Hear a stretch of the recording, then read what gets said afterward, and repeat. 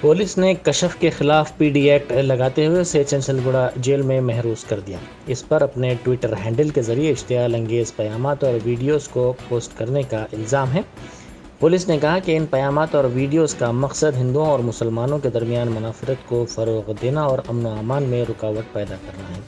Police نے کہا کہ ان سوشل میڈیا کے پوسٹوں سے عوام میں بے چینی کی کیفیت پائی جاتی ہے اور اس سے سماج میں فرقہ وارانہ ہم آہنگی متاثر ہوئی ہے۔ کشف نے راجہ سنگھ کے خلاف دفتر کمشنر پولیس کے روبرو احتجاج بھی کیا تھا۔